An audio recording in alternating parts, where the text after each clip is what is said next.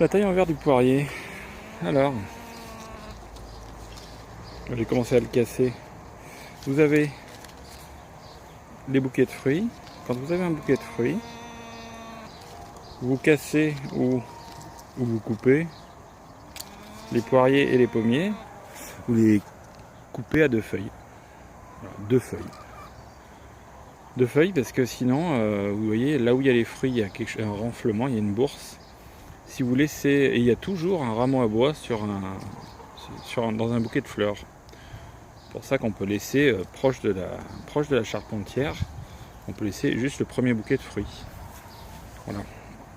Donc le petit rameau à bois qui part, on le coupe pour éviter qu'il n'y ait plus de fruits l'année prochaine, plus de boutons à fruits sur la bourse, parce que la bourse elle est pétée de dieux dormants, et pour les réveiller il faut qu'il y ait quand même une pression de sève assez correcte. Si on laisse partir le rameau à bois, celui-ci, on aura un fruit un petit peu plus loin. Souvent on a un fruit directement, on n'a pas besoin d'attendre 3 ans, bien que ce soit un poirier, mais voilà. Si on veut le garder proche de la charpentière, éviter que ça s'allonge un petit peu, déjà le rameau à bois qui sort d'un bouquet de fleurs, enfin donc de fruits maintenant, on le coupe à 2-3 feuilles. Voilà, là j'ai mis 3 feuilles, 2 feuilles c'est même mieux. On peut le couper même avant qu'il soit aussi long. Voilà, dès qu'il a 4 feuilles, on peut le couper. Voilà. Ensuite, la deuxième chose, c'est l'éclaircissage. Voilà. Éclaircissage, on va pas laisser 4 poires. On va essayer de prendre peut-être les plus belles, les plus grosses, celles qui sont devant. Voilà. L'essentiel, c'est d'en garder 3, c'est souvent trop. Alors on les laisse écarter, on coupe celle du milieu. J'en avais déjà coupé peut-être dans un premier temps. Voilà, peut-être dû oublier.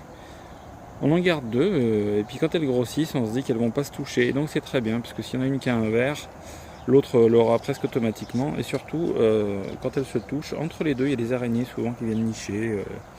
Voilà, plein de petits bidules à 6 pattes ou 8 qui viennent abîmer les fruits sans raison. Donc on laisse que 2 fruits, un seul, si tout à fait possible. Elle sera d'autant plus grosse si j'en laisse un. Si j'en laisse 2, elles seront chacune un peu plus petites que l'idéal. Mais on en aura 2. Voilà, à partir de 3, ça devient facilement trop. Il faut vraiment que l'arbre puisse les supporter. Voilà. Ça, c'est la première taille en verre qu'on peut faire. Vous voyez, là, on est en mai. C'est déjà largement à faire. Donc, il ne faut pas attendre juin ni juillet pour faire les tailles en verre. Il ne faut pas les appeler taille d'été, du coup. Là, on voit que malgré la forme bizarre de ce poirier, il y a beaucoup de verre dessus. Donc, taille en verre, la première, c'est maintenant. L'autre chose, ce sont les rameaux. Les rameaux qu'on a éventuellement coupés à 7-8, des rameaux fruitiers pour l'année prochaine. On les a coupés à 7-8 yeux, 1, 2, 3, 4, 5, 6, voilà en gros. Seulement, il y en a certains qui se sont développés. Voilà. Et on va pas trop laisser développer ces rameaux, sinon aucun des yeux ici ne fera de fruits, et aucun à la base d'ici. On en aura peut-être au bout, voire aucun. Donc, on va couper les nouveaux rameaux. C'est pour ça qu'on appelle ça taille en verre. On taille le verre, ce qui arrive, et on le taille à 7-8. Voilà. Par ici, ça a l'air pas mal. Voilà. Et celui-ci aussi. Hop. 1, 2, 3, 4, 5. En gros, voilà. Quand vous avez un arbre qui n'est pas très vigoureux, au lieu de 7-8, vous le coupez à 6-7. Quand vous avez un arbre très vigoureux, comme celui-ci, 8-9. 8-9. Voilà, après, il faut un peu s'adapter aux variétés et puis à chaque arbre en lui-même. Et on fait ça sur tout l'arbre. Voilà. Pour les fruits, on en laisse 1 ou 2 seulement. Et on coupe le rameau à bois qui a 2-3 feuilles, 2 feuilles, idéalement, qui part du rameau à fruits, du bourgeon à fruits.